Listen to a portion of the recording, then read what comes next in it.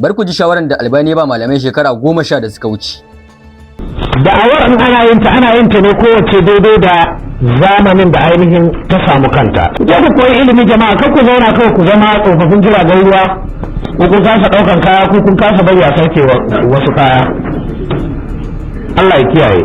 To in ka ƙi karɓar fasahar zamanin saboda Albani ne ya zo ya lacca ogo. Yaran Albani da yaran Albani su taso kana nan babban malami sai a ce to liman an cire ka. You are no more functional. Ba ka daidai da zamani ba. Sai a ce you are outdated.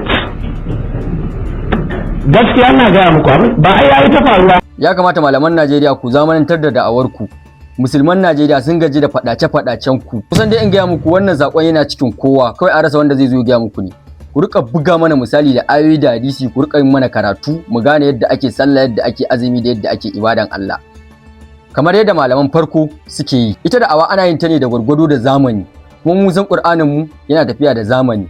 Har kimiyyar future generation, Isra'i da Mi'raji zai iya zama hujjar time traveling. Misali, da Allah ya ambaci raƙumi a Qur'ani, mutanen da dariya suka dingi. Yau kuma da raƙumi ake ta buga misali, saboda raƙumi shine ƙurewa a zamanin su. Za su fi gane girma da hukuncin Allah idan aka ba musu hujja da shi. Mu kuma 'yan zamani ne, ana mana istinbati da kimiyya da wasu fasahohin zamani da wasu ilimai. Sai ma'anonin Qur'ani su ƙara daɗa fitowa fili. Bar ku da suke buga misali.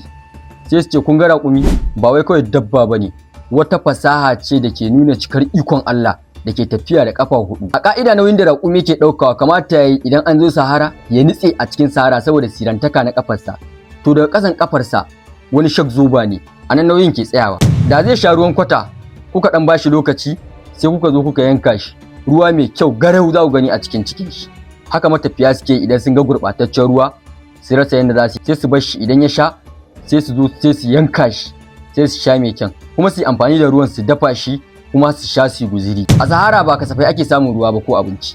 Raƙumi na iya shan ruwa a kwana ana tafiya, kuma da ƙarshe a zo a yanka shi, a dafa shi da ruwan cikin shi, sannan fatake su ɗibi ruwan su sha su ma su yi guziri. Idan shi ba wai kawai gani yake da ita ba, wani mizani ne da ke auna hanyar da aka biyo. In an tashi komawa zai biyo ta tsaf ba tare da ɓacewa ba, ko da za a rufe mai ido a riƙa tafiya da shi cikin duhu, to zai bi hanyar da aka biyo.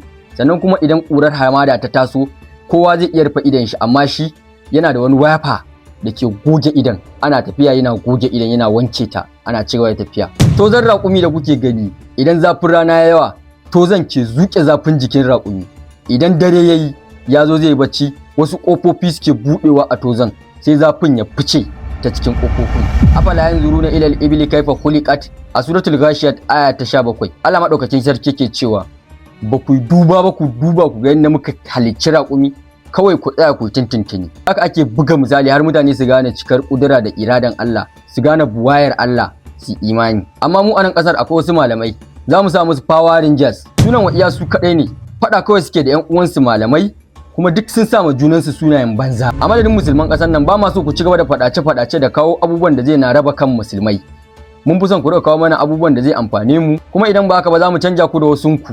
Mu daina sauraron ku, din a kowace aƙida akwai waɗanda ba sa zage-zage, sai dai koyarwa kawai suka tasa a gaba. Yanzu a matsayin ku na 'yan gaskiya, ku cire san rai, ku rubuta mana sunan malami ɗaya a kowace aƙida wanda aikin shi kenan faɗace da 'yan uwan shi malamai, kuma ya sa masa sunayen banza. Kuma ku daure ku rubuta har da wanda yake aƙidar ku.